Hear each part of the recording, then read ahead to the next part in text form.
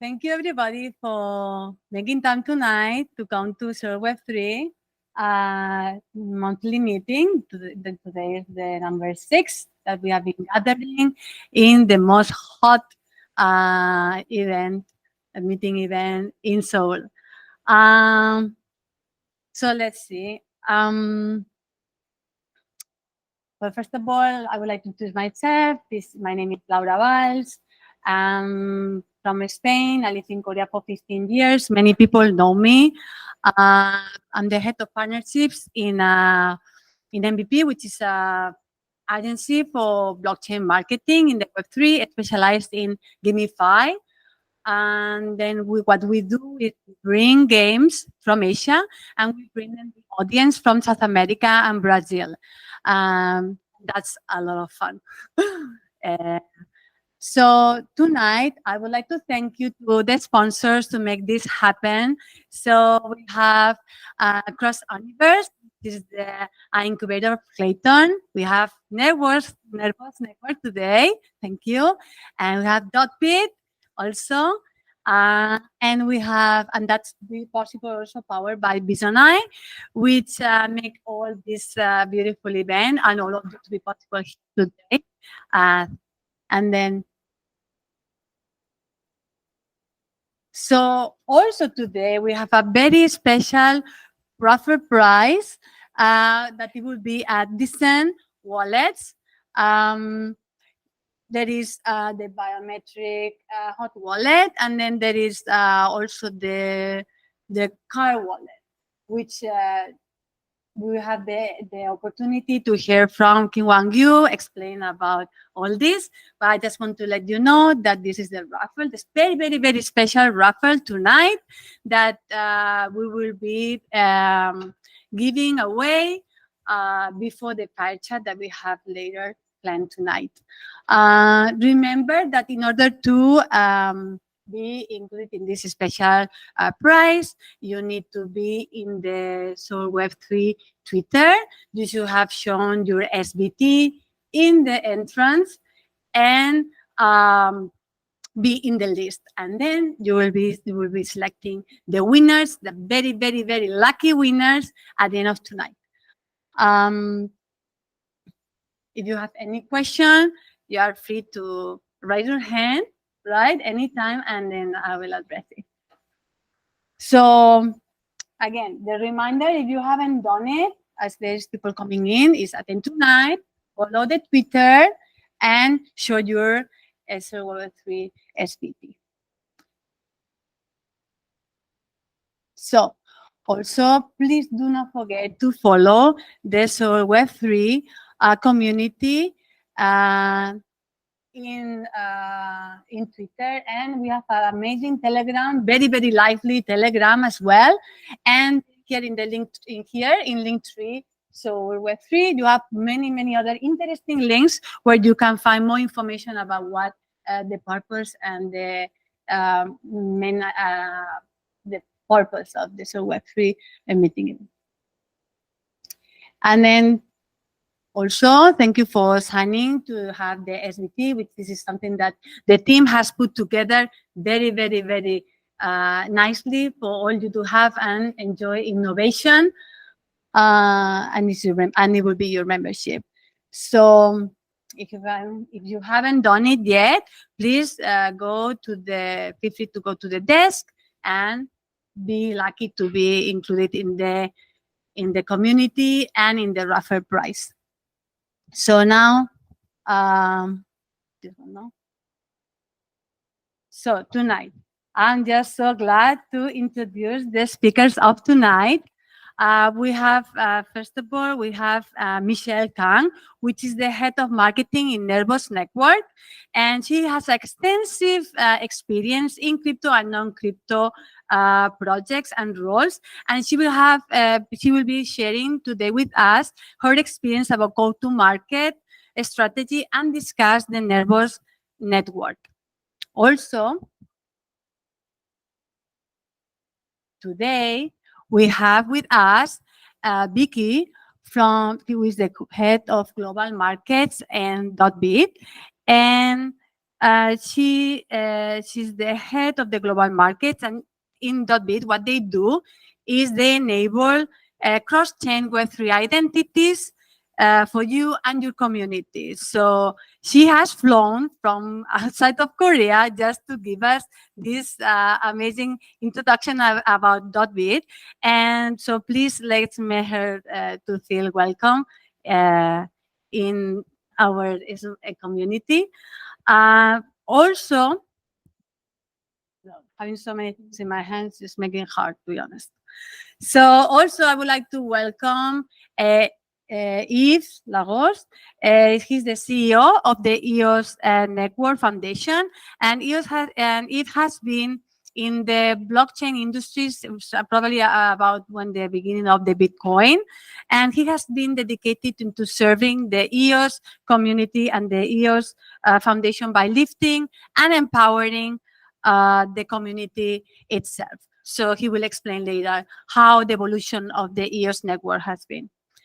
And finally, we have also another amazing speaker coming in, which is WanKyu.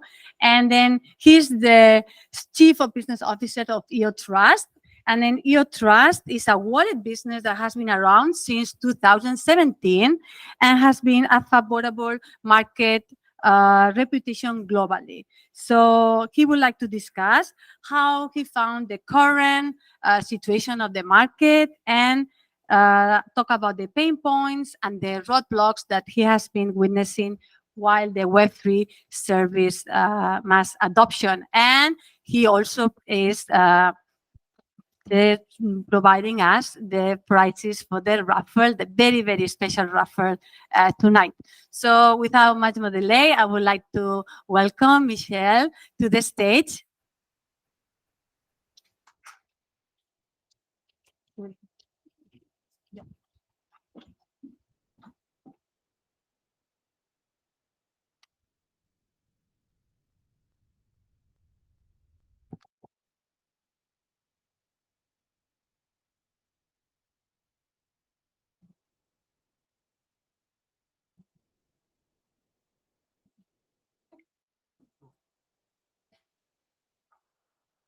So, hi everyone. Thanks for coming to our event tonight. So, my name is Michelle from Nervos Foundation. I'm the head of marketing and has been working at Nervos Foundation for almost 2 years. So today I'd like to present how to market your dApps. So I'd like to ask if there is any developers here. Can you raise hand if you're developers? Oh. What about marketers? Yeah, there are a few marketers here. So hopefully this will help you guys to raise awareness and go-to-market strategy.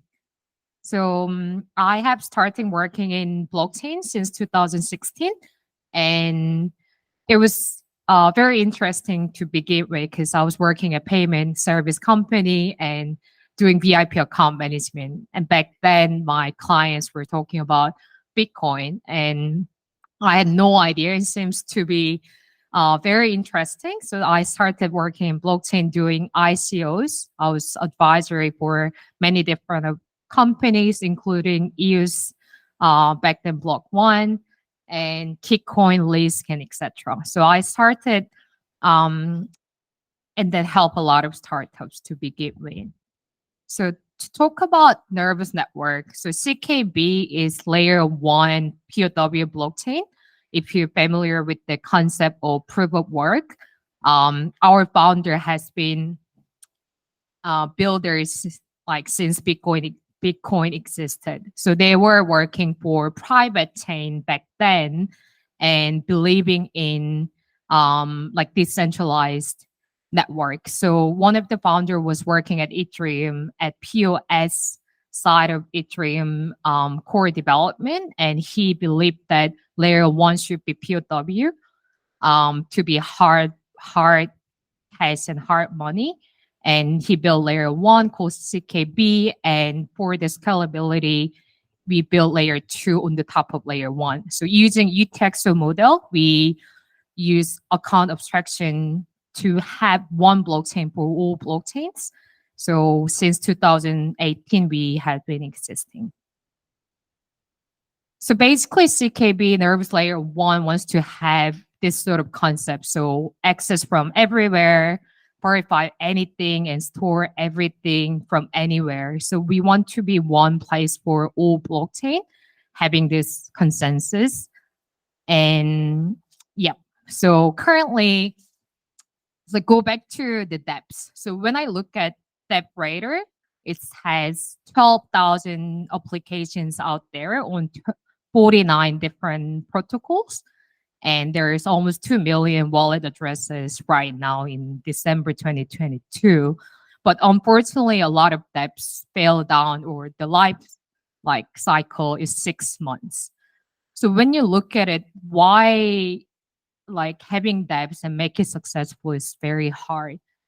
Actually, I spoke to one of my friends who working in AI, and she was stressed and very uncertain about her career, and she actually went to see the doctor. The doctor told her that a lot of people working in blockchain and AI come to me because they're super stressed, because you don't know what's happening, you don't know what's going to happen in next step.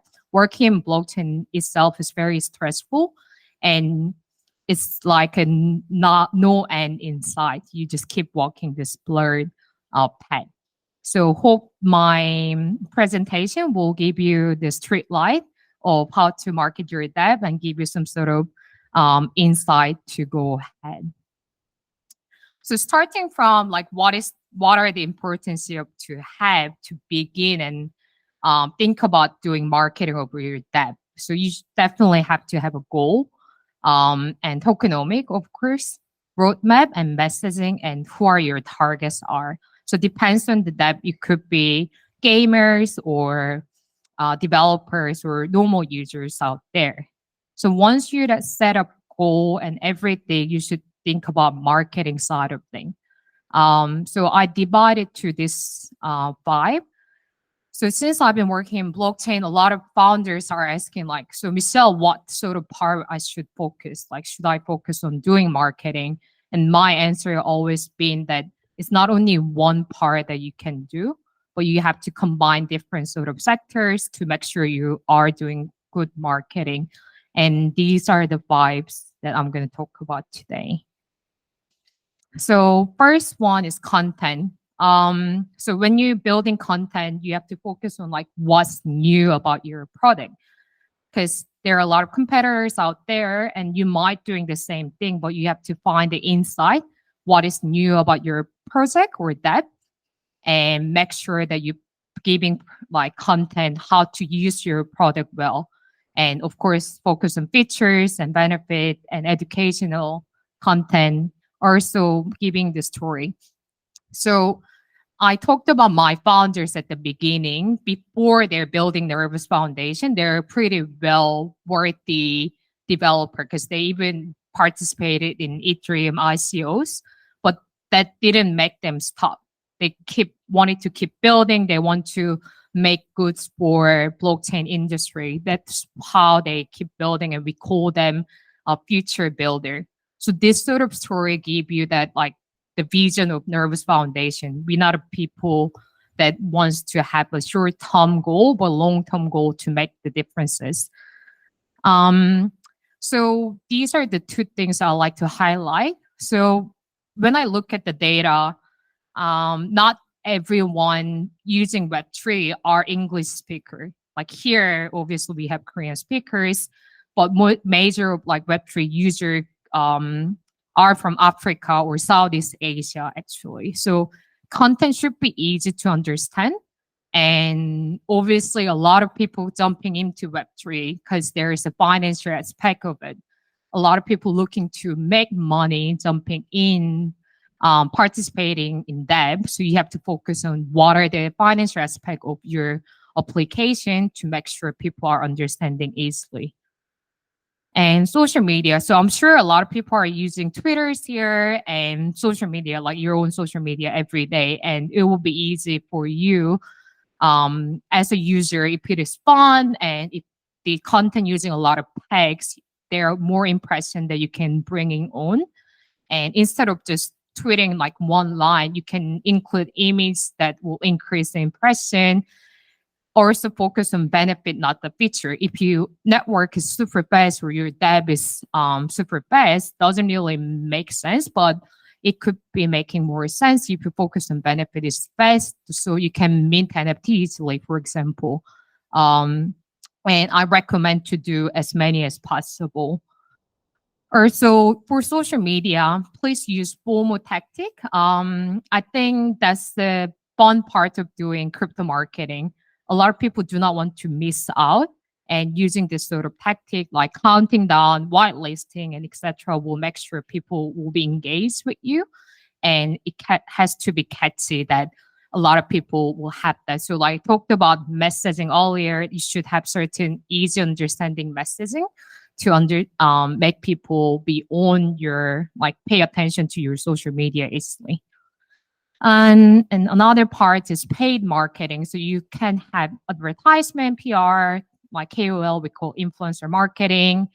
But please make sure you have engagement over views when you talk, when you're doing payment, like paid marketing, and you should specify the target audiences first. If you want to use gamers, for example, you have to be on the placement where the gamers are hanging out, and you have to look at the ROIs, because paying marketing could be easy. Like you just pay and like this could happen. But if you're not carefully thinking at your ROIs, like for example, like a founder come to me and like, Michelle, we should have influencer marketing. So I'm like, what is the goal here? Do you want many people to buy CKB or use this application? We should have the extra goal to set up.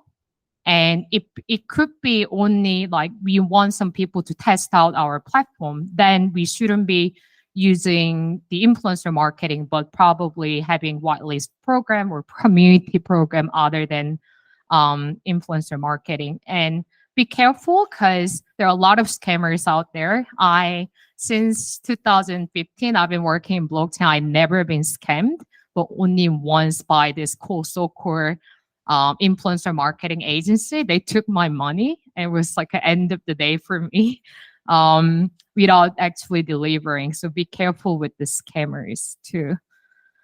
And the importance of community is always like in talk, right? Because we always want to have much of community and make sure that they became a core follower of your product or project. So using this sort of like airdrop and referral program and ambassador and swag sort of tactic will increase the community. But to highlight it is that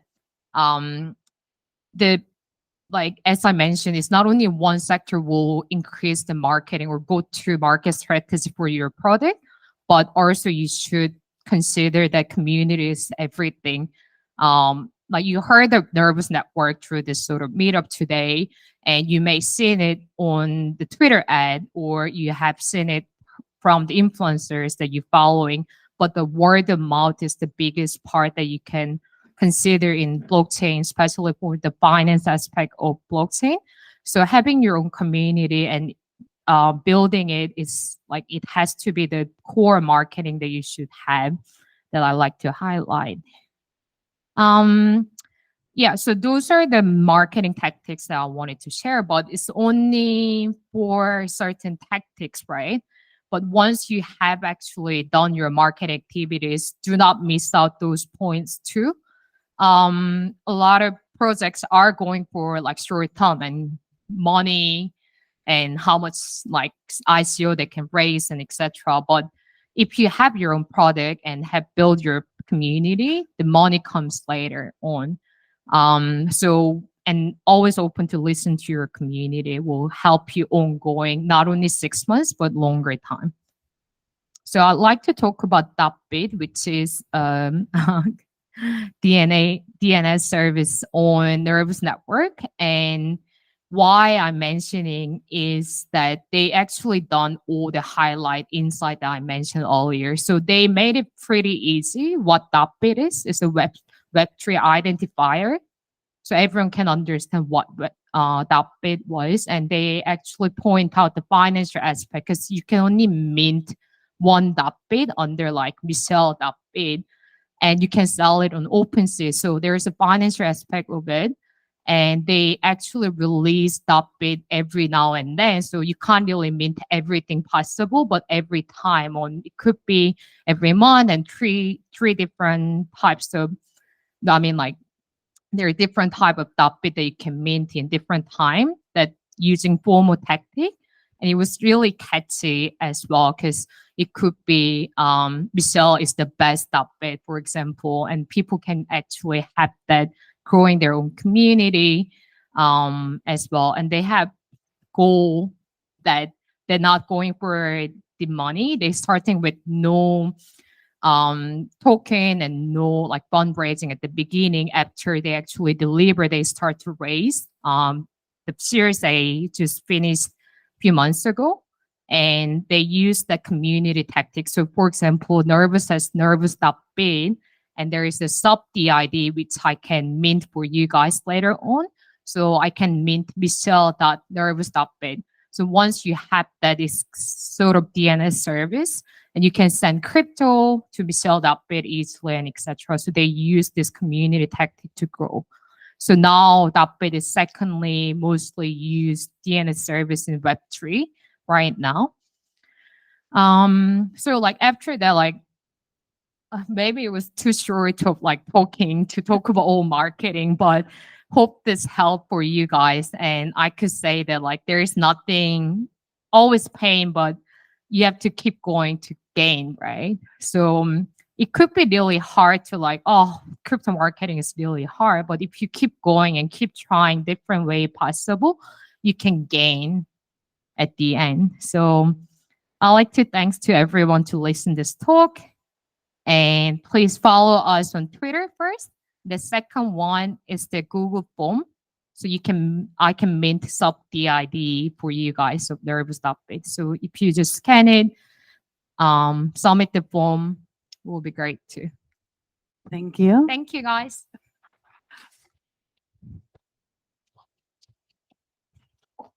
Thank you very much, Michelle. It's clear that if you do marketing, and then we need to have a clear objective where we want to go and use our resources intelligently across with all the possible KPIs that we can measure to get the results. So now I would like to remind that we have the prize. And then we have to do everybody has done the Twitter, everybody has done the SBT, registering this for the raffle. Everybody has done that? Hello? Yeah? No? Yeah?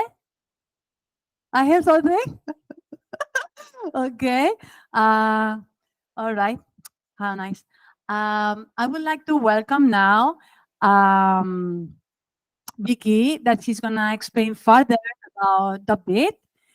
So let's give her an applause, please.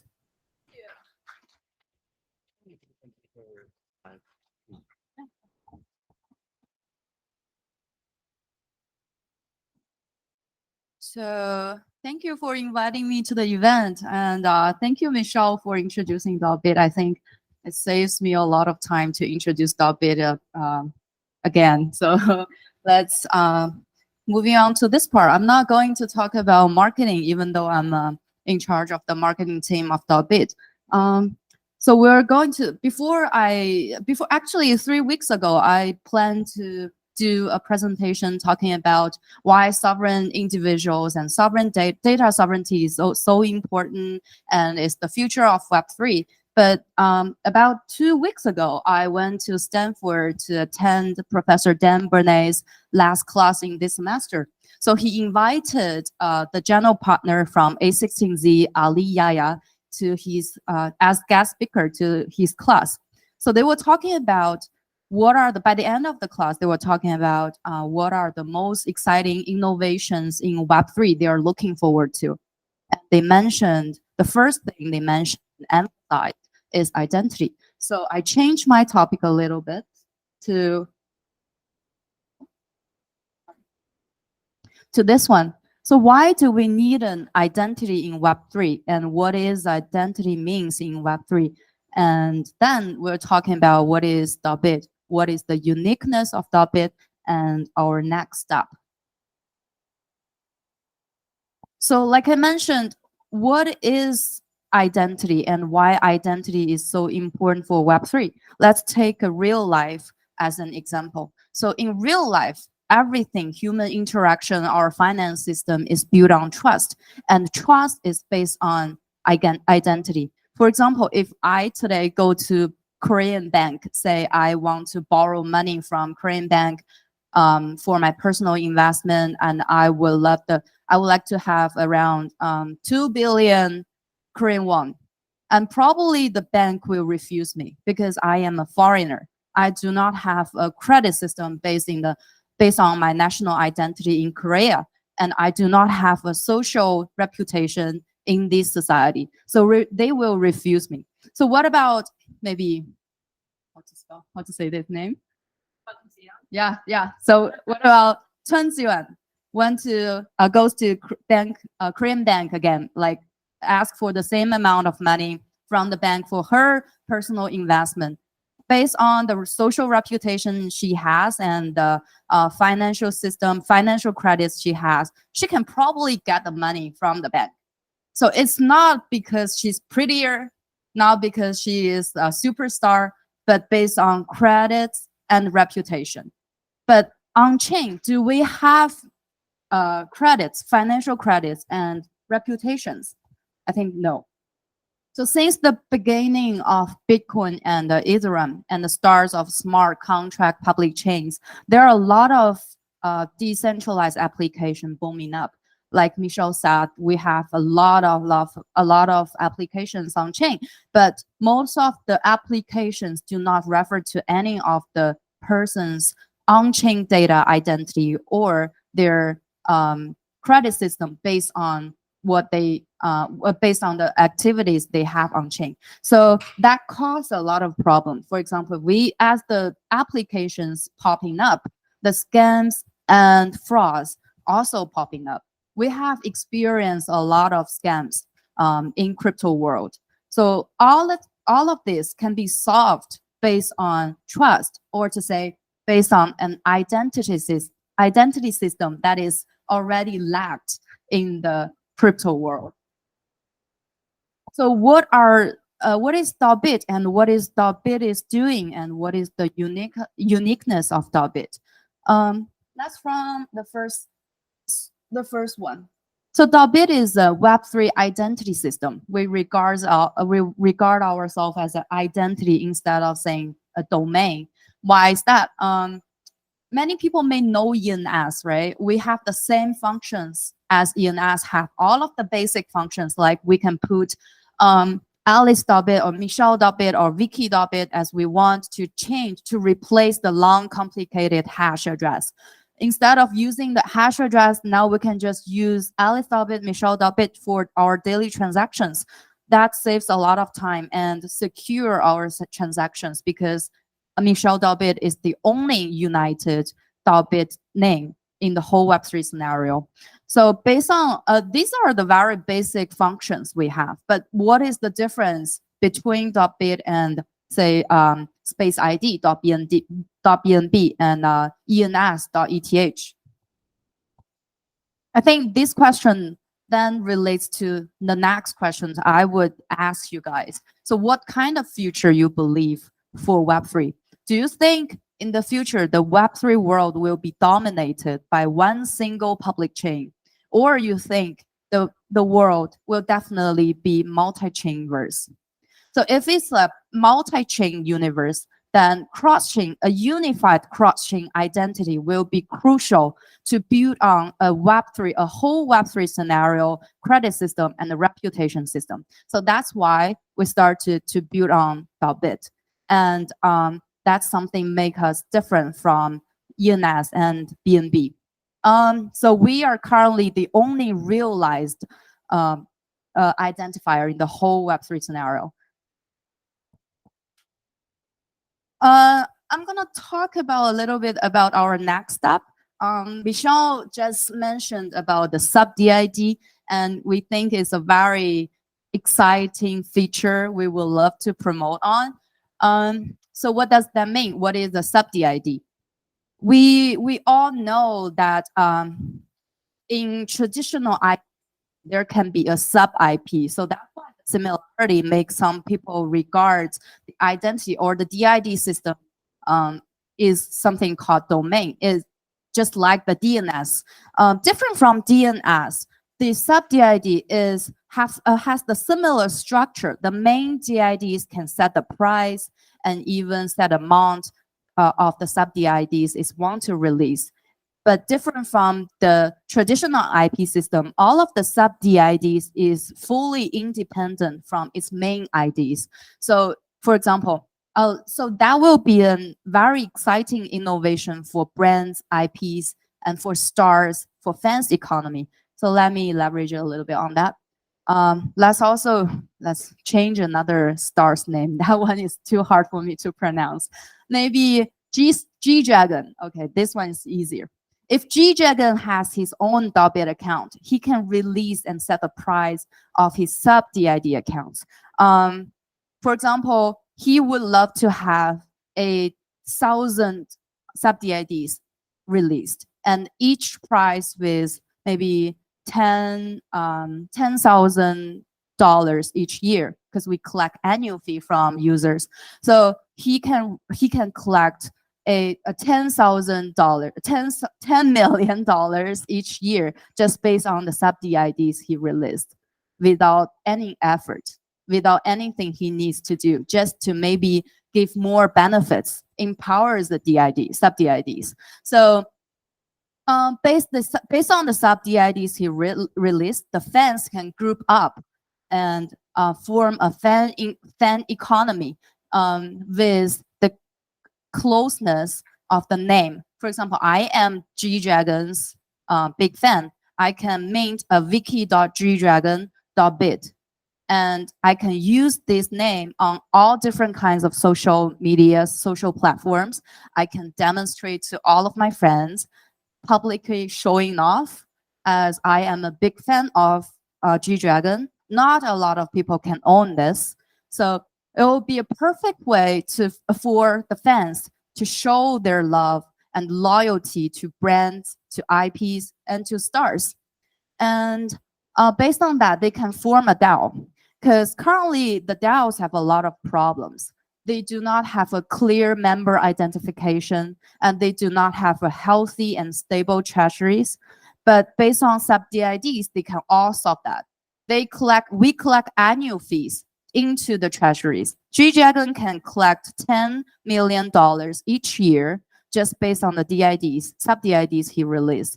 And in the treasuries, it's all full of BTC, ETH, fiat, and all different kinds of cryptocurrencies as he wants. So it perfectly solved the liquidity problem for DAOs.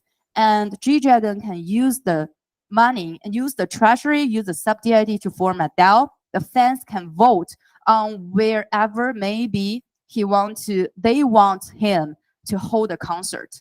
They can vote on maybe we want next year to have a concert in Seoul first, and maybe Singapore second.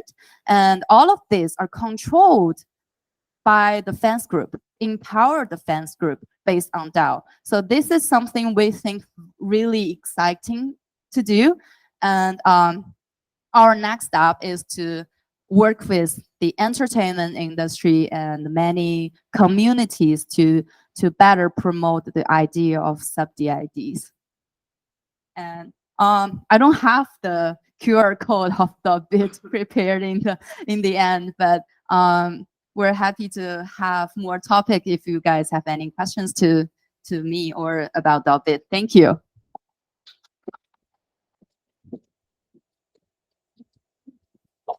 Thank you, Vicky. I want to use this opportunity, as Michelle introduced Vicky before, if there is any questions, like a Q&A for both projects, please go ahead. Any question about go-to-market strategy for a network? Or okay, I see there a hand. Wait, we will give you a micro. Thank you for the talks. I just wonder, what is the revenue model of the business model of the .bit? So for the 5-digit, it's based on the length of the name you're applying for, registering for. So if it's 5-digit and above, it will be $5 each year. So if 4-digit, it will be 160. And if it's 3, it will be 640. And 2 is not 2 and 1 is still reserved, and we're waiting for release later. Yeah. Thank you. Any more question? Oh, I see another question. Great. Okay, so in advance, thank you for the great presentation for both of you guys. I have a question for the topic, which is about the method you store the DID for the cross-chain, because I wonder that if you store the ENS on Ethereum and Solana both on the same server, and if the server gets hijacked, then the user who hijacks the network can leverage it against the DID to just perform some scam or something like some fraud thing. So I wonder how to store all of the DID information for a single person. So .bit is more like a data container. We do not collect any data information from the users. So all of the information will be stored on Nervos CKB. The storage is on Nervos CKB, but our project personally do not collect any data from the user. Then I wonder, how would you connect a single person's address? Like, how would you guarantee that like ABC.bit is same for all of the chains? I like to add that Nervos Network layer 1, CBO of IoTrust, highly secure. Every transaction has its own self-stored data. It's hardly get hacked. It's not accountable. It doesn't have as that needed one account. That's first of all. Well, the second question. Well, maybe I can leverage a little bit. So Michelle talked about the security of Nervos CKB. Based on Nervos, it has a really elegant algorithm design. So Nervos enables .bit to verify any arithmetic, cryptographic algorithm signature from any public chain. So that's why we can connect, or we can cross-chain. That's the basic reason we can go cross-chain. So based on that, I don't know if that answers your question. So is it you want to know why we can go cross-chain to verify any different public chain's address? Yeah, I think I got it. Thank you for your answer. Thank you. All right. Any more questions? If not, and then we will proceed to the next speaker. Okay. So the next speaker is Yves La Rose. So if you could come to the stage.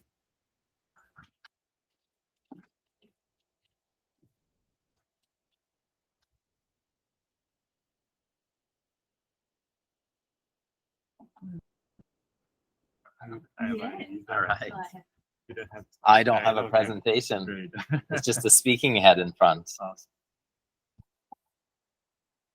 All right. Does this one work? How about this one? Yeah. There you go. This is actually a really good segue, the questions that were just asked. So before I start, I'll just give you a little bit of an introduction. My name is Yves La Rose. I'm the CEO and founder of the EOS Network Foundation. We're essentially the stewards of the EOS network. We were formed last year, about a year and 2 months or so ago, in response to the EOS networks' lack of development over the last couple of years. So everybody, or many people, have known of the EOS network as a very promising layer 1 that launched in essentially 4 years ago, and it raised the largest ICO in history at $4.1 billion, eclipsing anything else that had ever occurred before and since. So I think the second place is around $150 million. What people don't know is that those funds essentially didn't go to the EOS community. Those funds did not get redeployed. The majority of them are nowhere near that amount got redeployed in the network itself. And so after 3 years of somewhat inactivity, I mean, there were some activities for the first year or two, but as that was declining, the community got together through consensus, through the mechanisms, these tools that we're building on the blockchain, and reached consensus on forming a foundation. And this is where I come in. We launched the EOS Network Foundation at the end of August of last year. And for that last year, we've been redeploying tremendous resources back into the network to try and propel that network that had tremendous opportunity and essentially support 4 years ago back into the limelight. And I'm here to talk about today one of the initiatives in particular that we've been focused on that's actually quite relevant to the questions that were just asked. Because we just talked about hacking, we just talked about what happens when a network doesn't behave, or actually that's the problem, it behaves the way it's supposed to behave because there are errors in code. And a lot of the blockchains that we're building on are based on this premise of code is law. But what we do know in this industry, because we're still so early and because this industry is so nascent, it's not a question of if there's going to be a hack, it's when is the next hack. And so we, in EOS, through the EOS Network Foundation, last year when we began, we invested a lot of resources and brain power into coming up with what we called blue papers. They were academic research in multiple fields, and one of those being an incident response program. So when the network gets hacked, or when something happens, when an application deploys code and it doesn't behave the way that they intended it to behave, because code, people can make mistakes, audits can fail, open source code can be exploited. What does the network do, or what can the network do should it wish to intervene? Because ultimately what we saw, and we have a lot of data on this, especially in 2022, there's a little over $3 billion that were hacked. So if users, ultimately stakeholders, developers, token holders, deploy their time and their energy and their capital into a network, if we want to achieve mass adoption, one of the things that we saw was still missing was what happens when, not if, but when something happened. How can we be positioned as a network to be able to somewhat help foster that mass adoption, make it a little bit easier so that you can have a level of security that's adequate enough and decentralized enough, but that should something occur, the network has a framework, has initiatives, have people and the data required to be able to intervene should they wish to intervene. And in our case, this is what we call Recover Plus. It's essentially an insurance layer on the network that applications can voluntarily participate in, that gives them access to the resources should something occur to their applications or to their user base. And in the last year, as I said, over $3 billion worth of hacks have occurred. And we saw one of them in particular in October that was quite massive. When you look at the BNB chain, Binance essentially ended up having to halt the network, the chain itself, and it was able to limit the losses at roughly $70 million. That's still quite a lot. That's $70 million that was lost to an error of code, essentially. That's not how the code was supposed to behave. And Binance recognized that. They halted the network. But what that does is that it removes a little bit of the confidence in the network, because everybody was blocked. The whole network was blocked during that period of time, instead of perhaps just one particular application or one particular smart contract. In Binance's case, because they control the validators, they were able to do so roughly, efficiently. Again, $70 million lost instead of what could have been, I don't recall the number, I think it was $900 million or so. But they decided to intervene. And we're starting to see more and more of that, where networks are trying to find a happy middle between being completely decentralized and not being able to intervene, while being completely centralized and not getting those decentralization benefits. And EOS, in our case, we went through a series of events over the last 3 years whereby some applications were hacked. And the first one occurred roughly a year and a half ago, where a vault on-chain was hacked, and the block producers on the network decided to intervene at that time, and they limited the losses. Essentially, all the funds were recovered. The hacker was stopped. The hacker apologized even on-chain through signing a transaction on-chain, essentially releasing all of the private keys, giving authority to the network to intervene retroactively after that was stopped. And we started thinking about how that wasn't necessarily accessible to all. How in that particular instance, the vault that was hacked was run by some of the block producers. It had some people in the network, myself included, that had the network, that had the technical know-how to be able to intervene should they wish to do so, that had the network of individuals in order to contact to be able to perhaps even intervene, and so on and so on. How could we open up that process to others that don't necessarily have that benefit? And what would that look like? So that ultimately we can increase security on chain, and that we can give applications the confidence that should they deploy and should they follow a certain amount of steps, that you might not be able to save everything, but that you might be able to mitigate some of the losses. And that in certain instances, ultimately what that does is it gives a little bit more stability to your user base, and it gives a little bit more confidence in this industry of blockchain to those in Web3 looking in and seeing this as a still kind of the Wild West, right? Because it's still very much a nascent field. We have insurance layers in traditional space. We still don't really have insurance layers in the Web3 space. So we started putting resources into this. What would this look like? And that Recover Plus initiative now has been running for a few months. And about a month after the Binance hack, we had another hack that occurred on an application which is cross-chain called Panda Rings. And $70 million was essentially hacked. But of that $70 million, there was about 2 million EOS worth of funds that were deployed on the network that EOS itself, through that Recover Plus program, was able to intervene and prevent that 2 million EOS worth of hack from essentially getting to the hands of the hackers. Now, this initiative, obviously, because it's an opt-in system, there's some information that's required. And what we tried to do with this was to limit the amount of information that needed to be requested from the individuals at the other end, and focus a lot of the information, a lot of the work on the applications themselves.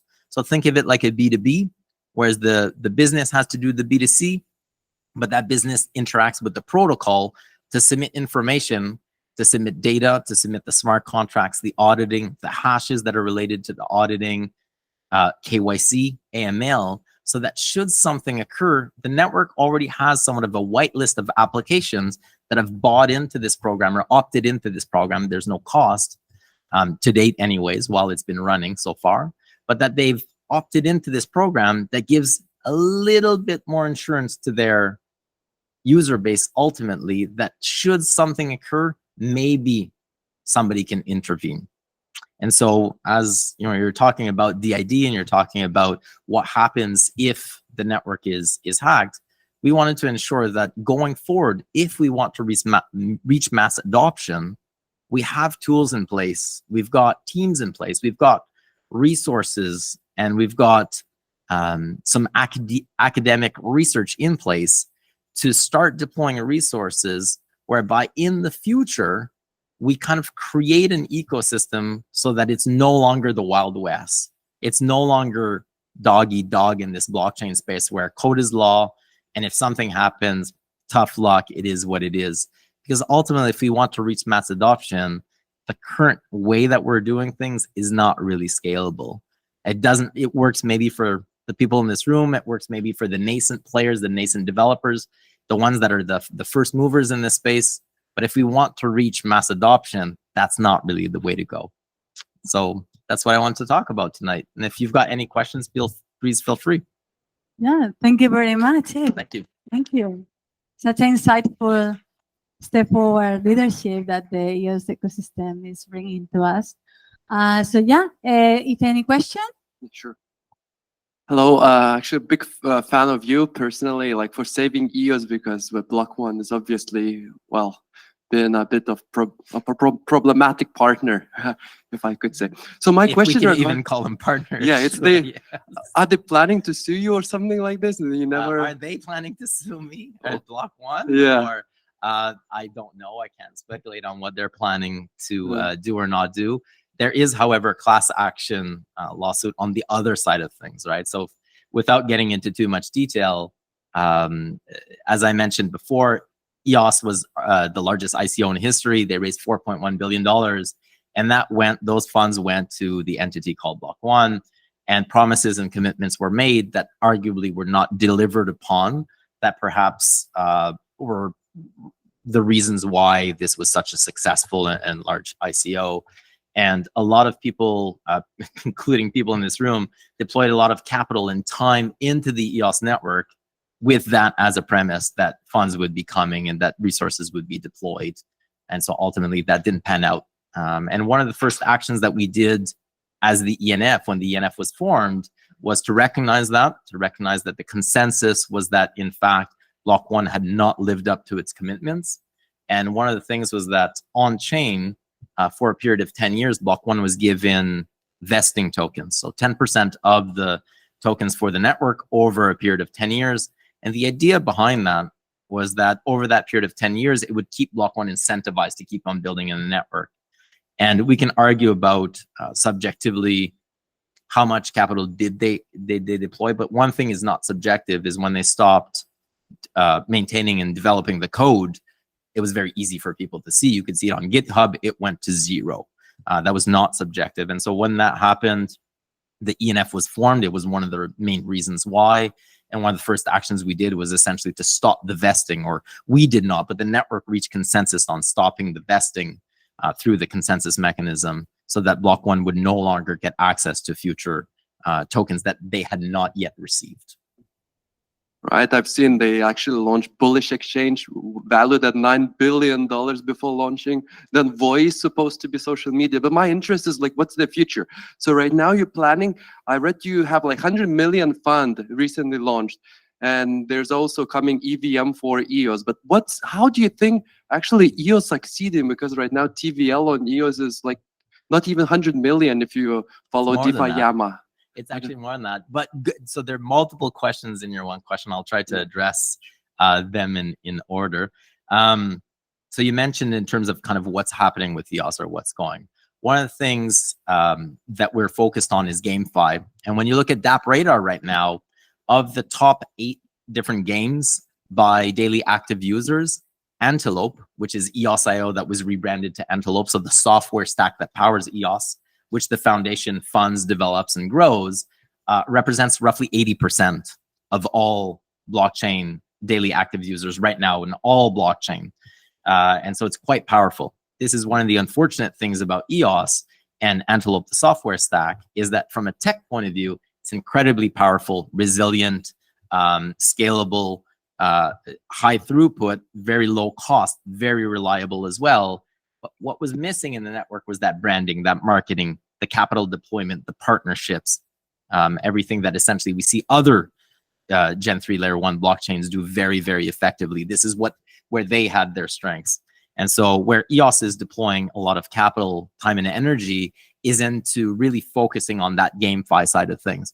So really positioning EOS as the GameFi blockchain of choice. Right now, statistically, through data, it is already the GameFi blockchain or software stack of choice. So there are multiple blockchains that account for Antelope, the main one being Wax, but Wax and EOS. And so this is really where the position is going. You also then mentioned EVM. So EOS historically did not have EVM. And that was a really big crux, especially during DeFi summer, a couple of summers ago, where we saw one of the things that Ethereum did extremely well, despite Ethereum being limited in its scalability. One of the things that Ethereum does extremely well and still does very well is creating an ecosystem of tools and developers, libraries for people to be able to use, right? Reducing that barrier. So sure, you need to jump over that Solidity developer barrier, but once you jump over that, you've got tremendous amount of tools available at your disposal, and EOS couldn't leverage that. And these are basically just doors that EOS could go and open by putting some resources towards making EOS EVM compatible as other layer ones did. So that has been running now on testnet on EOS since last April. And essentially what we've been working on now is making it full RPC compatible through Silkworm integration. And that should be coming out in Q1 of 2023. The current version is full RPC compatible. Without going into too much technical detail, it's just not as good as what it's going to be with Silkworm integration. And so this is the second part of your question, or I guess comment. The third part, you mentioned $100 million EOS fund. So as the ENF, as the EOS Network Foundation, we're a non-for-profit. All of the capital that we get through inflation, and we redeploy as we're a non-for-profit back onto the chain. The majority of that obviously goes through, as because we're a non-for-profit, it goes to public goods. It goes to open source code. It goes to, no pun intended, but the foundations of an ecosystem, building the libraries, the schools, the hospitals, the roads, essentially for an ecosystem to be able to be created, to thrive. But what was missing on that is what happens when you start incubating projects and the non-for-profit side of things, the non-equity side of things kind of caps out what comes next. And so over that last year, we've been deploying resources and capital through our grant framework program, but that's really limited to about $250,000 to maybe $500,000 grants. At some point, those DApps outgrow that and they need more capital, and they're willing to give equity in exchange. But as a non-for-profit, we never really had, or we can't really have the rails to be able to accommodate that. And so we recognized that there was a need for the VC side of things, not simply for investments, but also to be able to allow external capital to come into the ecosystem. Right now, the only way that you could invest in the EOS ecosystem would be to buy the EOS token, but that's not a really directed investment. What if you are a VC, you want to invest in the ecosystem, but you don't necessarily know where to invest, but you want to invest in something in particular, something specific that aligns with your mission and vision? We never really had those rails. There was a thing at the time called EOS VC, unfortunately very ineffective, and we didn't see much capital deployed. And those who have tried to work with them 4 years ago have a lot of horror stories to tell. But we still recognize that we needed that other side of the coin. After those different pillars that we have, what comes next? And this is where the network issued recently, about a month ago, 68 million tokens, essentially reissuing tokens that were retired a few years back because they were not being leveraged, because they were accumulating in a saving account, to start forming the base of a VC fund, essentially, which we call ENV, EOS Network Ventures. And what we're looking to do now is to create the shell around that. So the network has reached consensus on issuing those tokens, on creating that fund. But now really the hard work begins of, how do you deploy that capital? How do you create entities around that capital? How do you create them in a way that ensures accountability towards the token holders? Because essentially this is created by inflation. Now, how do you ensure that then the capital is then redeployed in the ecosystem effectively to not exit the ecosystem, and in a way that actually attracts external capital as well, in order to be able to create more wealth? So yes, this is the $100 million fund that you mentioned. And was there a fourth part, I think? Sorry? So Antelope is the software stack that powers EOS. So EOS.io is what the software used to be called. And that rebranded over the course of the summer, so just a few months back, to Antelope. And Antelope was created by 4 different chains that got together, Wax, Telos, UX, and EOS, that all shared the same software stack, recognized the power and the opportunity that lied with that software, the incredible tech that was there and that had been built over the last couple of years, rebranded it to move away from the past and to invest a lot of resources into making it better as well. Thank you. Thank you. Okay. Yeah, so maybe, I know that there must be some other question, but maybe we can talk about it in the fire chat later, okay? And so thank you very much, Yves.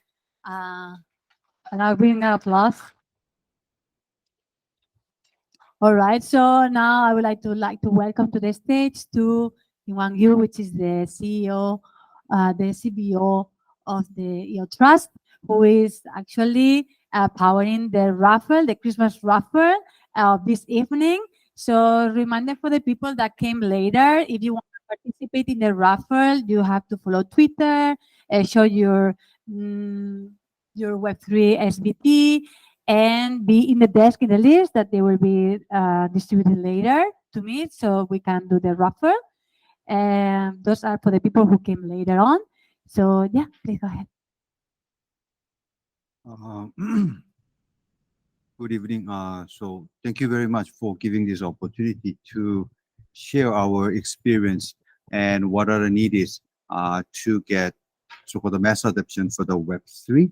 So this is the WanKyu. This is a WanKyu Kim, and I'm the CBO of the IoTrust. And I'm pretty sure that you have a lot of questions to the CEO of the EOS Foundation. So let me, I would say, kick on my presentation. So as you can see that we have a very strong belief, and we believe that the blockchain network is the game changer. And as you can see, we already categorize 3 different types of a blockchain network.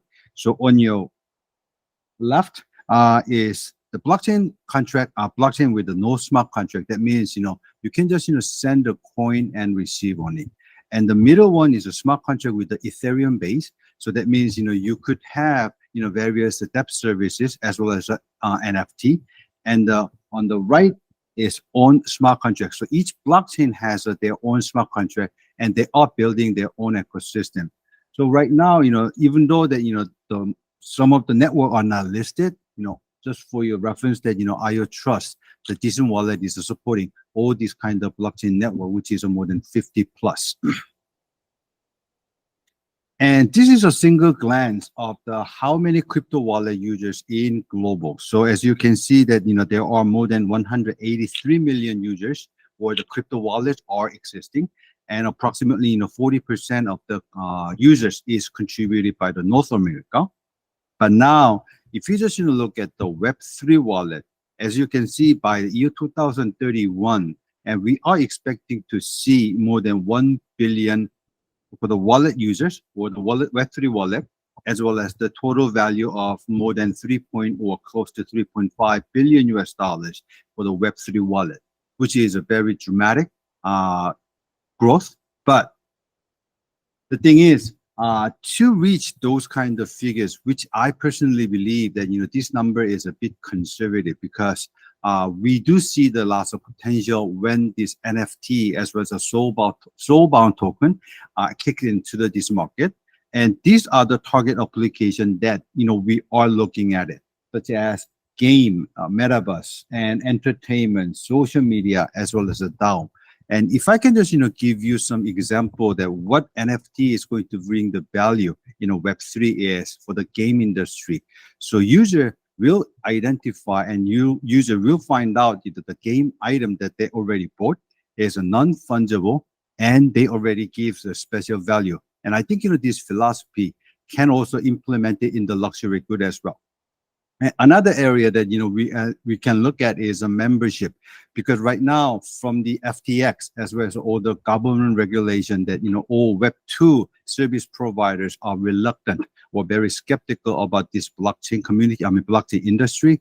But just applying this membership through the SBT is nothing to do with the token economy, and I think it will bring the mass of the users, because it will show your own identity, and this SBT is gonna be a so-called cannot send to any other address, and that will bring the so-called unique value. And now my question is, why wallet plays a key role in Web3. So phase 1 is just in a current situation, probably a few years ago, that each service provider have their own database under their own premises. But now people starting to look at and understand that blockchain is a very good technology, and it will replace the current so-called database at their own premises.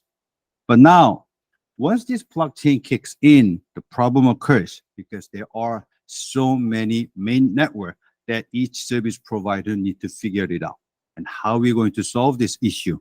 And we believe that the solution is, we need to have a sort of the multi-chain wallet that interact all different types of blockchain network, and service provider can only focus on the wallet service provider. because in Web3 world, that each wallet A has an identity, has information about your identity, and wallet B has all information about the financial, and wallet C has all information about your experience. And combining this wallet A, B, C is gonna be show as or identify as a digital me in the Web3 world. And imagine that each so-called identity as well as the financial has a different blockchain network. You can imagine that how many wallets that you need to have. That is another question that we need to solve. So based on the 7 years of experience of the IoTrust, because we founded our company in 2017, and we have only focused on the wallet area. So now we do see that there are four so-called roadblocks to blocking the mass adoption for the Web3. The first one is compatibility as well as sustainability. What does it mean is every single wallet, blockchain, has their own unique philosophy as well as so-called the user interface. That means user needs to have the dedicated wallet for each blockchain, which is very troublesome. And the second one is, what if that customer or the service provider wants to change network from A to B? What's going to happen? And even though that there are many good service provider for the cross-chain network, and we already heard there are many cyber or hacking issue, and that is the so-called headache that we already have. And the next one is IP ownership and the management, because you need to, Web3, the simple definition is, user hold their own IP. That is the single definition of the Web3, and which means that, user needs to have a wallet address regardless. And service provider or the owner needs to have a full ownership of the IP that they're already managing or they're already generating. And service provider needs to find out, who are the right user to avoid or filter out any abusing users. And then lastly, they are really good at making a product and developing the product, but they do have a less knowledge about managing the blockchain as well as a wallet service. In other words, that if a Web2 based service provider wants to have a blockchain service, they need to form the entire team to make the wallet. And the onboarding, to make it simple, is very, very complicated, because the wallet setting, including the mnemonic words, because imagine that you do not know anything about the wallet, and can you imagine writing down the 24 mnemonic word or maybe 12 and save in a very safe place. And the second one is a login process, and how do I have to log in the wallet service, and how do I have to use all different types of a depth service. And the send and receive, for example, for the NFT based on the Ethereum network, people cannot understand why Ethereum is needed when you send the NFT based on the Ethereum. Because I do have a tons of so-called ELC 71, ELC 721, or ELC 20, but why do I have to pay my gas fee as an Ethereum? Because that is the basic architecture of the how Ethereum designed, but normal user will not understand. And there are many so-called information are spreading in the internet. And it's really challenging to find out that what is the right information or what is the customized information to fulfill my requirement. I want to be rich, and I want to see the information about, which coin is really good or which coin is going to be really hot. And the last one is, in case if I lose my wallet, what's going to happen? If I lose my 24 mnemonic word, can I restore my private key? And the last one is the user experience. Because as I mentioned earlier, that each blockchain network has a different user interface. That means, you need to have a different wallet, and people will not understand and cannot remember to get familiar with all different types of wallet services. So you need to offer seamless as well as intuitive user interface as well as a user experience. That is the first assignment that we need to overcome. And last one is the Web3 service. You need to have a wallet. That means, some third-party wallet service has to be connected with a Web2 service provider. But if you just look at the company perspective, that you do not want your user to go out of your app and just use the wallet service and come back to earn your token. So every single feature has to be stay at the so-called your own app. that is the lesson that we already learned from the 7 years of experience. The solution for the Web3 wallet, ideal wallet. So first, you need to have a multi-chain support regardless. And the second one is the non-custodial, because service provider do not want to take a full responsibility of all the user's IP. And the third one is a social login. So instead of, entering the mnemonic word or just, go through the complicated login process, all you have to do is just, do the social login.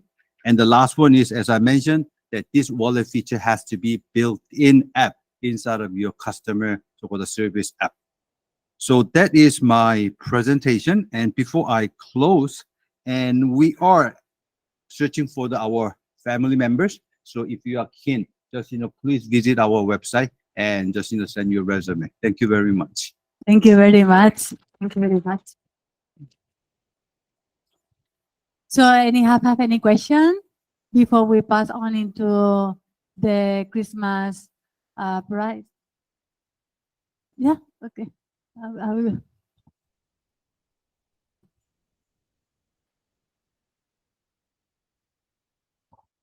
Hello. I'm friends with Moner. I believe he used to work with Decent. Yes. So my question is, just like Ledger has built so many great applications to be used, I wonder if Decent has some web apps that people can use, which are very user-friendly. To answer your question, because I'm here to discuss about the Web3, but thank you for bringing up the question about the Decent. So our philosophy is very simple, because we are going to stay in the so-called decentralized wallet, and in our app, the user can choose more than 20 plus main network different depth services, and users just can enter the service URL directly, and you do not have to, I would say, copy and paste your wallet address. It will be automatically connected. So I don't think, we are not going to introduce our own depth services, because we are, as I mentioned that, we already focus, we are going to focus just for the wallet, which offers more security as well as a more user-friendly interface. Thank you.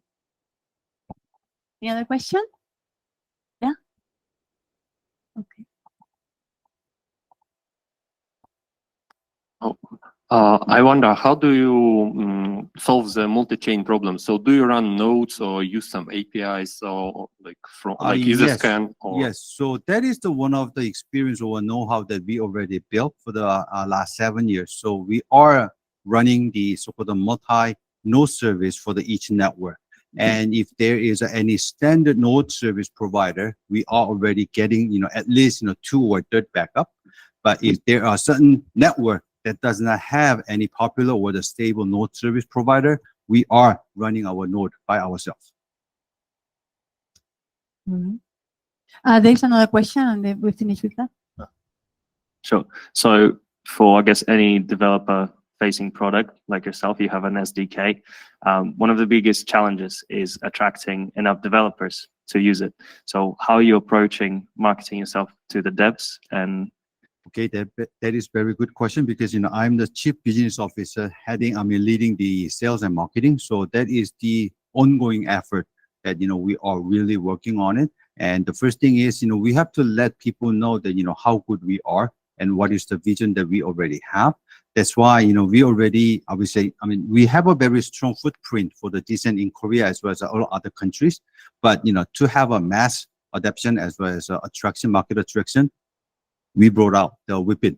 That is another so-called wallet service that we are going to introduce hopefully in January timeframe.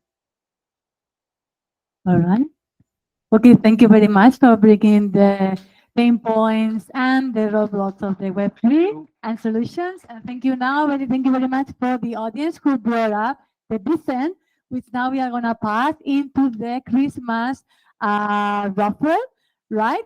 So there is in total 4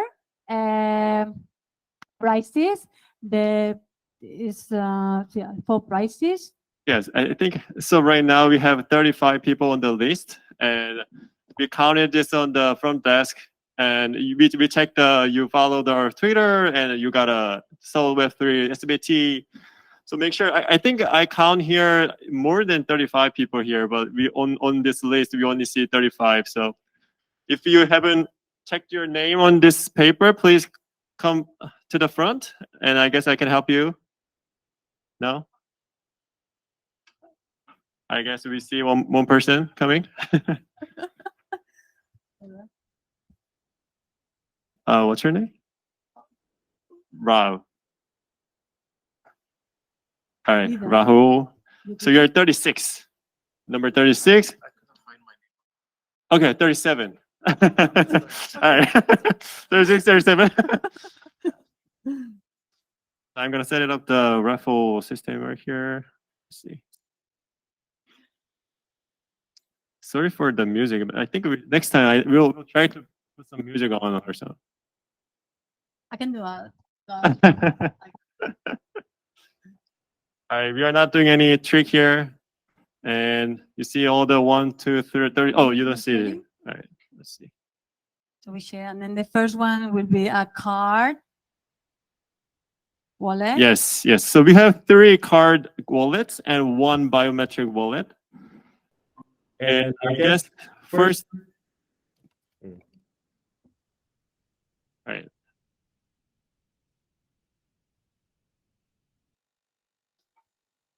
It's supposed to be Christmas raffle, but like there's no jingle bell or some. What's that? We have no song. I'm gonna spin now. 1, 2, 37. All right. Woo. It takes time. Okay, sounds like 15. 15. Let's see, 15. Please come to the stage. Cody Shin. Yeah. Awesome. Congrats.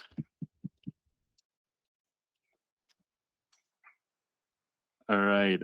Actually, Bizo and I, we are trying to build an Oracle, and we want to try out the VRF here, but this time, maybe next time.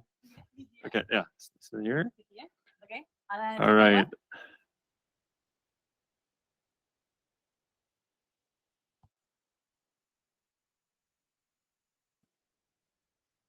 All right, number 5. Who is number 5? Kang. Awesome. Oh. Congrats. Bravo. All right, next.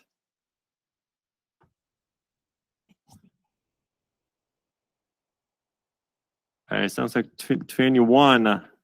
Who is that? 21. 고산넌? Sannon? I think it's a Japanese name. Maybe he's outside. He's outside. Kosannon? Kosan? He's there. He's there? I think he's there. He's right there. Sannon? Sannon? Good out there. And last person who gets the biometric wallet 17. No? Abel. Sue? Abel? All right.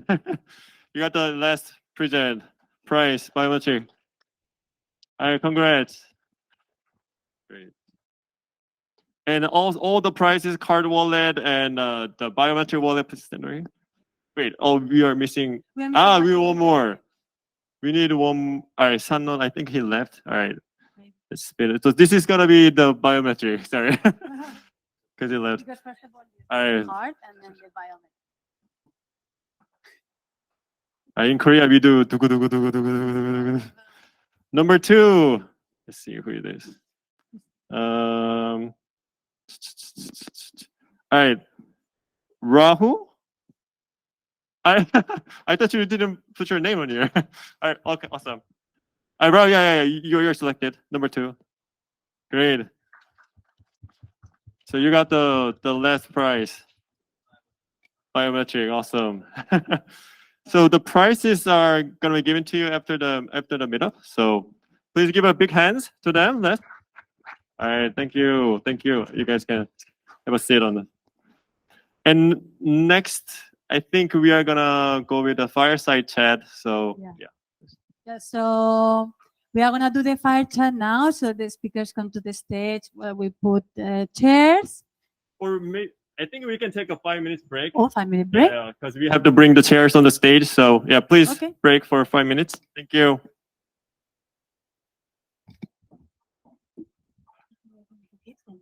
Ah, he's here. I didn't see it. Maybe we can do them now. Yeah. Because we have to take a picture, right? We have All the people who are gonna get the prize, could you guys come up on the stage so we can take a picture with the prizes? Thank you.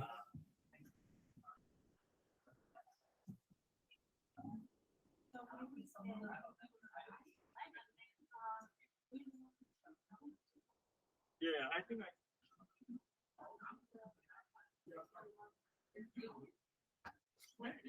So Rahul.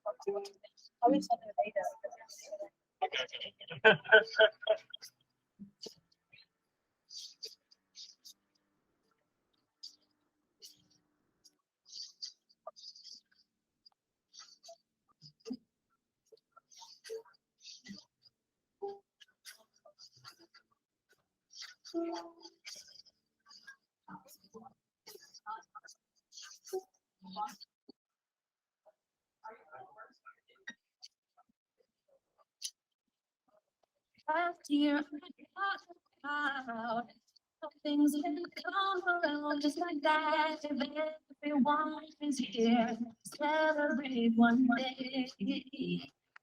We have ups and downs, but when the love is always the way, it's time of year. We come together to celebrate. Yes, every time someone is down, and in this whole outside together. No one cares about yesterday. It is so small.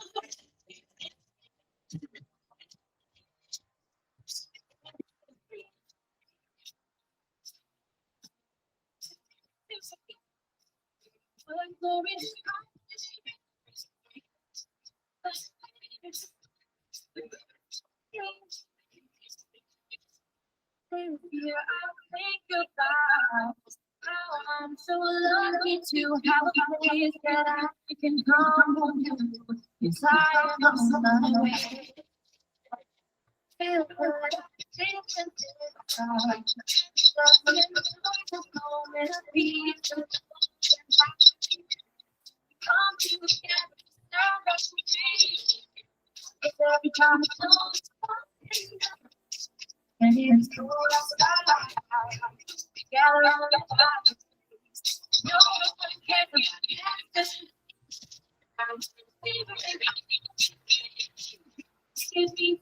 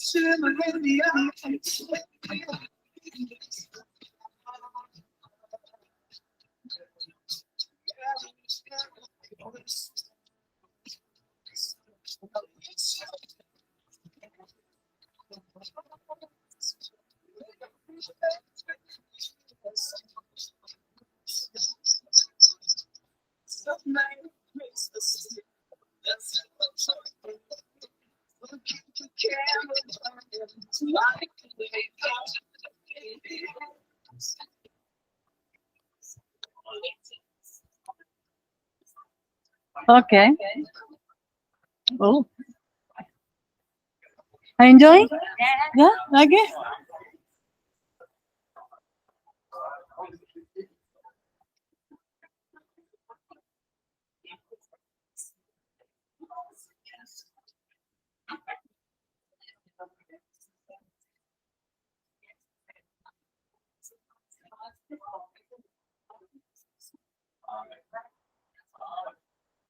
Hello? Hello. So now we are going to proceed with the fire chat, right? I just want to remind that after the fire chat, which is about 20 minutes, you will have time to do networking and get to know the people that you don't know already. And please remind that if you leave by any chance, leave your tag name on the desk. All right? Okay.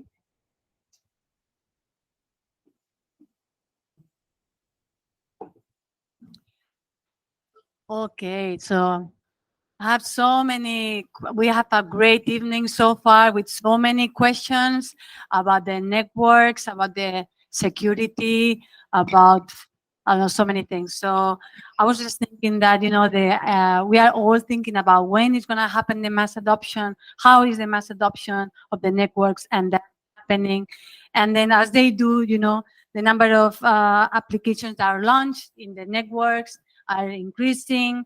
And then in many blockchains. So we are actually tonight we talk about a lot of cross chain, right? For the bit, it was working, EOS Foundation working on it too. And the truth is that every blockchain that we have now, every network, they build with their own consensus, with their own parameters, with different smart contracts. They have different functionalities, so that they cater different interests and try to solve different solutions, right? But the point is that we can try to cater so many solutions, but we have the problem of scalability, right? When we to networks. So what I wanted to bring today is what is your impression about the scalability, how we are going to bring this into the mass adoption where like millions of people are going to be using the network at the same time with a variety of dApps that they are going to be working. How do you see that the future, like you guys, for example, Michelle, and if they live in the future, you know what is coming. So could you please share with us a little bit of the vision? So I think I had a brief introduction about Nervos Network, and we, like some people call it, we are layer 0 actually, because we want it to be the foundation of all the blockchains out there. And we use account abstraction. That's why that bit Build a Nervos can interact with other blockchains out there.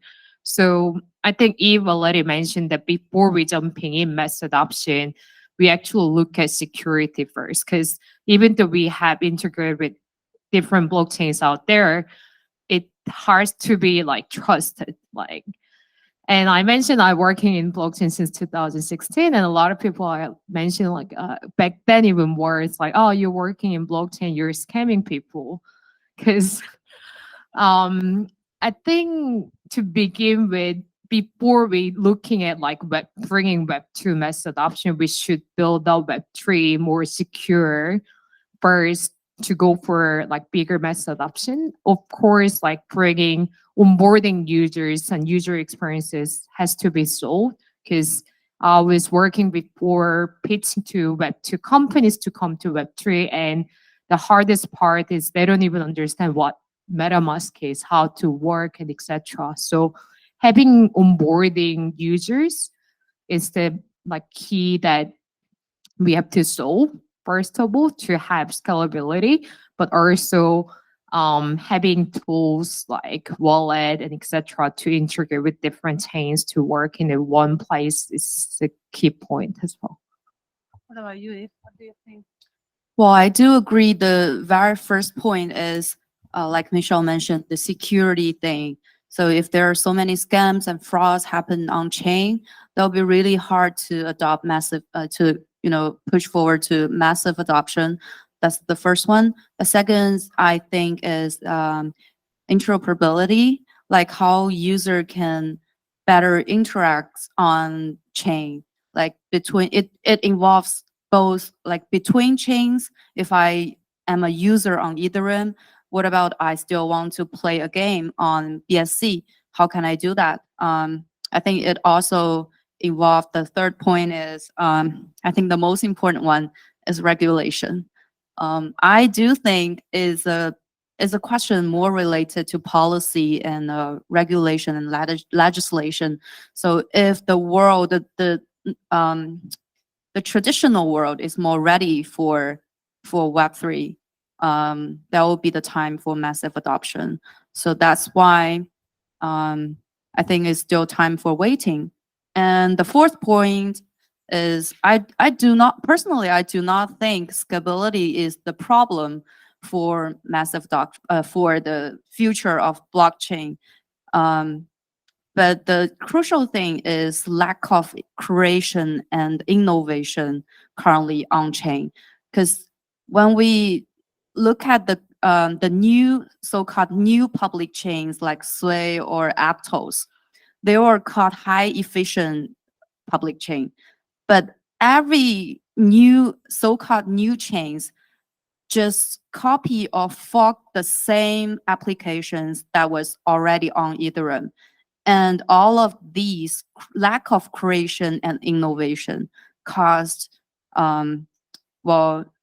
the current lack of imagination of blockchain. And that's the most crucial problem. And I don't think it's the problem for scalability. Thank you. All right. So picking up into the regulation that Vicky mentioned, and you actually work with many different countries, like you come from Canada and then work in Japan. How do you think is going to be the role playing for the regulation from now onwards, after what we have seen last week with centralized, centralized exchanges where we put the trust and we expect to have this trust respected, and then it's not happening. What do you think? What is your opinion on that? You talk about, last week, you mean last week, like FTX last week? Yeah, like, or are you it could be talking about what last any week? week, any week there's something new. I mean, that's a good question. In terms of scalability, I think one of it is what Vicky just mentioned, is it's kind of a double-edged sword. I'm also in agreement that tech is not really the issue right now, in the sense that we've got more throughput than we've got demand. So there's still more supply at this stage than there is demand. In our case with EOS, we've showcased, and this is more than 2 years ago, that we could do over 100 million transactions per day. But if you look at any chain right now, Wax it does about 20 million transactions per day. So it's not even hitting limit what it can do. So the issue is not so much supply, it's more so demand. So this idea of what can you do, or what's going to be the next big thing that's going to bring users. And then you talk about regulations, which you talked about as well, and kind of what happened not too long ago, is create that secure environment so that the next wave of users, in my opinion, are going to come through GameFi. So I think when we're in this industry, we have a tendency to look at the current user base. So we're looking at Web3 users, and realistically, and we see it within this room as well, it's a very small group. Web3 right now, or blockchain right now, it's very small. And so we're kind of really in our own sandbox in a way. When we look at Web 2 and the amount of users, developers that are out there, it's the pie is so much bigger than what it is right now. So when we look at the largest games right now, or the largest applications, we're talking about maybe a couple of 100,000 users, daily active users, a lot of them even being bots. When we look at the app stores, to have that level of users, we're in rank 200, rank 500, I don't know what it is. It's way down the list, right? And so we just don't really have the applications to bring in people. The tech is arguably not there as well. So it doesn't mean that you can't keep working on the tech. There's the regulatory side of things as well to create, because obviously governments around the world have responsibility to their citizens to protect them, to ensure that they can do things in a safe and proper manner. So all of this combined is really, like Vicky mentioned, the multi-pronged approach to actually bring in mass adoption. We do believe that the next wave will come through GameFi because that barrier is so low. I particularly believe that South Korea is going to be leading the way, which is why I'm spending a lot of time here. South Korea historically is always pioneering in the mobile game market. It's always, or it's oftentimes first adopters for blockchain in general. There's a tremendous VC base, tremendous developer base. So this idea is that the pie is really small, and what's lacking is innovation, creativity. It's applications for people to use, which then will drive demand, which then will, now you need to work on the other side of the thing, is the supply side of thing, but all in a regulatory safe environment. So which is also why with EOS, we just signed a memorandum of understanding with the city of Busan about a month and a half ago or so, because we believe in this concept that there's currently regulatory arbitrage that is taking place around the world, areas like Dubai, like Busan, that are trying to set themselves up. And somebody was talking to me about Abu Dhabi, trying to set themselves up as kind of the next mecca to make it a safe environment for developers, investors, people to come in and set up shop and innovate there. And so that's also part of it.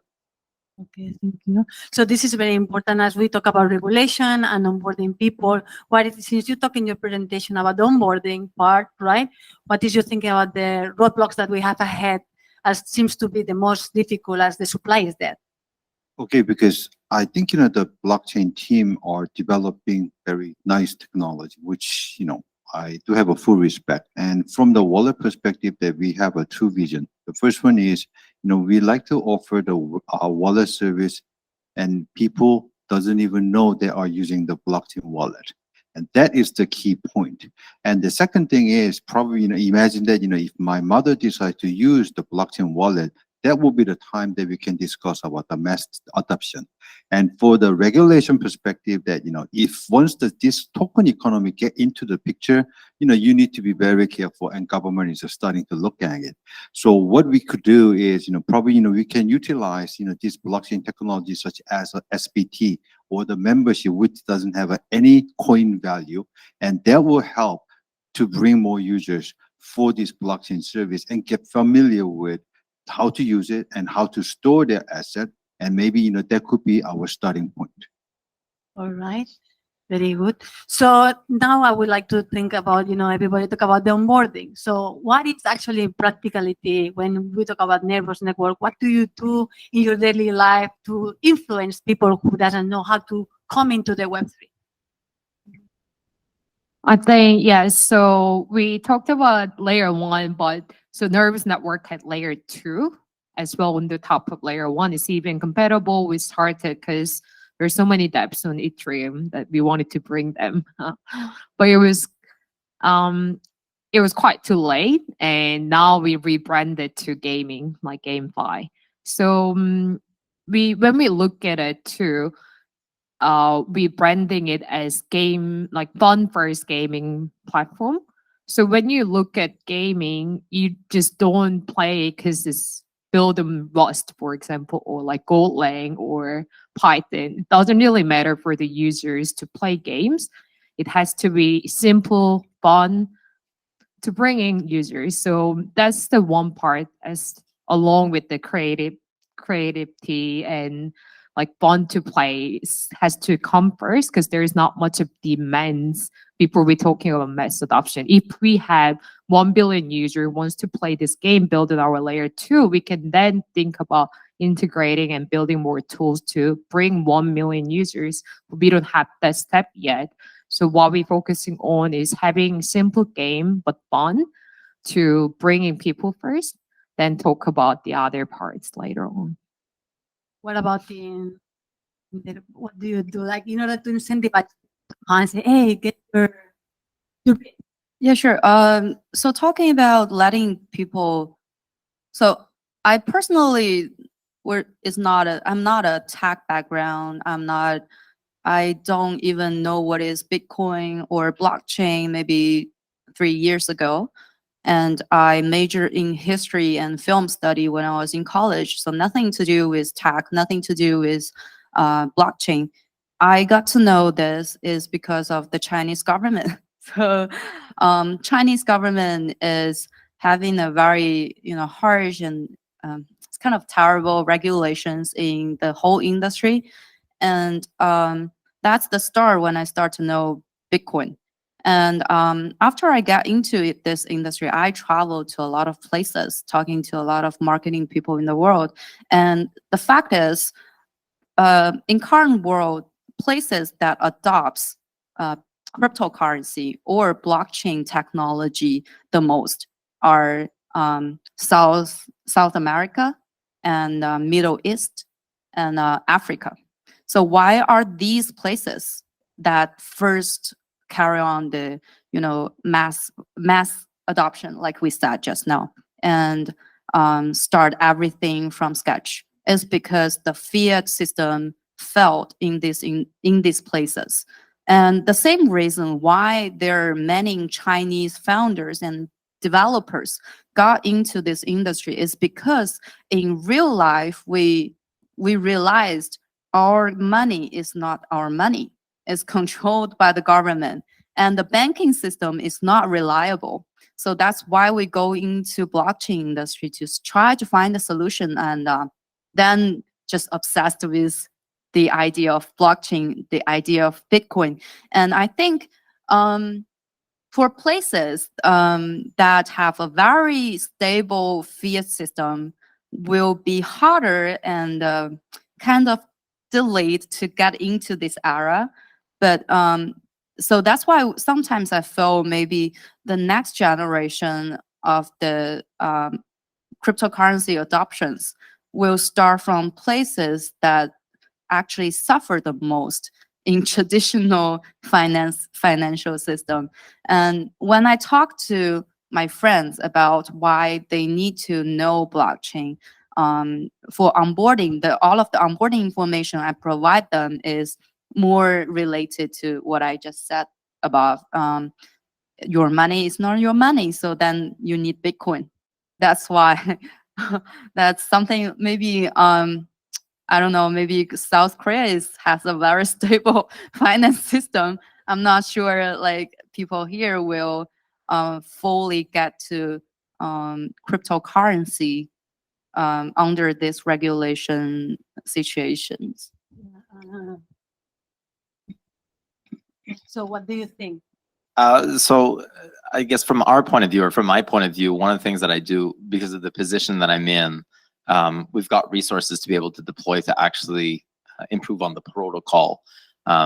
So I guess from my point of view, it's more on the technical side of things of where we deploy resources so that this technology can be adopted better. Because there's a limit to what I can do. I mean, I can attend events like this, but that's not really scalable. One of the things that I can do that's quite scalable is to deploy resources towards, for example, creating SDKs, building blocks that will make it easier for developers to then go out and they do what they do best, which is create products that then will attract users. But one of the things that we need to admit ourselves in this industry is that blockchain is incredibly hard. You mentioned it, right? That one of the barriers right now is even just wallet. If you want your mom or whoever to participate in this, it's still very difficult. And even as developers, it's still very difficult in this space. We're still very nascent. We're still very new to this. So anything that we can do to reduce that barrier, to make it easier for developers to do what they do best, and more so specifically as well, what we've seen in the last couple of years is a shift occurring. Last year and maybe the year before, we saw a lot of blockchain developers build applications. And what we're starting to see now is traditional application developers leverage blockchain technology to build their dApps. So they're already successful developers, or they're already successful businesses that already have good revenue models, good user bases, communities, actual use cases, now starting to leverage the technology, because the technology is at a place right now where the tools are there, the SDKs, the libraries, and the rails are there essentially to be able to start benefiting from the underlying technology that we're here discussing about. And that's really where I focus.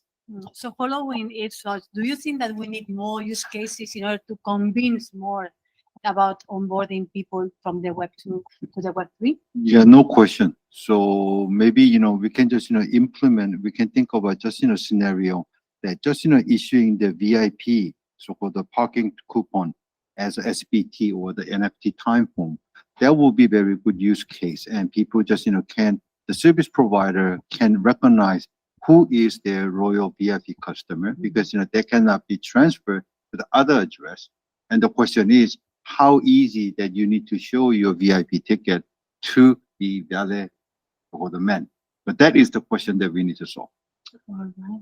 And then just to finalize this, the Fireside, do you think we reached the bottom, or we are expecting a 2023 glorious or something like it? So I think it's like, question. yeah, it's a good question. And I mentioned earlier, that's why it's freaking hard working in blockchain, because there's nothing that you can predict, right? It could happen anything in 1 second. There's no end in sight. And it's actually, I've heard this question a lot through like traveling the world, like every founders, everyone I meet, like, Michelle, do you think like the bull run will come soon? Or like, what do you think about current situation? And I always say that we need a strong opinion leader in this industry. Everyone should be believing it, because you're working in it already. You're put your step in it. So I believe it. It's just not it could be a bottom, but it could be another step door to next one. But same as like everyone mentioned here, we need to put better regulation. We need to secure people first, having next rule on, and we need to have actual use cases of blockchain. It's not because NFT is trending, everyone like minting NFT without any use cases. But I still believe that we are in a better situation than 2018-19, because when I started doing ICO, I was just selling the white papers. Back then, now we actually have use cases and devs, and actually blockchain technologies are applying to every now and then. It's like daily life right now. So I think we are in the better position, and I believe that, and we should have better leaders in this industry to like make people believe in it too. Well, I think not yet. So there is a routine. So 2021 before, so every 4 year is a bull market. 2021 and before that is 2017 and 2013, and then every 4 year is a Bitcoin halving. So that's almost a consensus in the industry. So if it's 2021, then next 4 year we're looking into will be around 2020 in August. I think it starts from May 2024 to the early 2025 or something. So that will be the like at least many people think will be the next bull market. And I've heard a lot of people talking about the next bull market in 2024 and 2025. If everybody think this way, it's called like attraction principle. It will go in this way. Yeah, FOMO. And the next this is the first thing. And also the second thing I do believe in this industry is after talking to a lot of people, after talking to a lot of project founders and VC founders, we do realize there are more and more talents flooding into this industry. So the top tier talents and the most intellectual people in the world are looking into blockchain. Many Ivy League graduates are getting to this industry. So what if all of the most smartest people are all into blockchain? So will you believe that the industry will fail or crash in the end? I don't think so. So these are the two things that make me do believe in the future, like we will have a better blockchain industry. So I think it's going to be sooner than what people expect. And I guess I would even rephrase it. It's not so much when is the bull run coming. It's every time there's a bull run, people try to time it and they miss it. And in a period like this right now, it's a time to accumulate. It's a time to actually do the research, to build, to look at where you want to deploy your capital. If you've got capital to deploy, where you want to build if you're a developer. And ultimately what happens is that time always comes sooner than when you expected. And so we can think that it's 2024 or 2025. It's the same thing every single time. You miss it because you weren't ready for it. And nobody knows when it's going to come. And there's typically one or, it's a tipping point. Something happens and it just gets triggered and it happens so quickly. But then in retrospect, you see it happening. So it's always in retrospect. So regardless of when that's going to be, right now, I think is the time to get in. Right now is the time to actually deploy your time, energy, capital so that you don't miss it. So that if there is and when there is a bull run, that you're able to actually benefit from it. Otherwise, you're going to find yourself just like in 2021, 2017, buying too late or participating too late. You're kind of missing out. We have to start. What do you think? All right. I don't know how many people are expecting that Bitcoin price is going to be reached, 100,000 US dollars. Sooner or later. That means, it has to be very long-term investment. So you need to be more patient and you have to do your own research to find out what are the good projects that you need to invest. But the most important thing is that not your key, not your coin. You better make sure that you save your key in a very safe place. That's it. Perfect. Well, thank you very much for the contribution and such an amazing part chat. I enjoy a lot, and I'm sure the audience too. I would like to thank you for participating today. Thank you very much. And I would like to thank also to the sponsors and for the raffle, and a very big round of applause.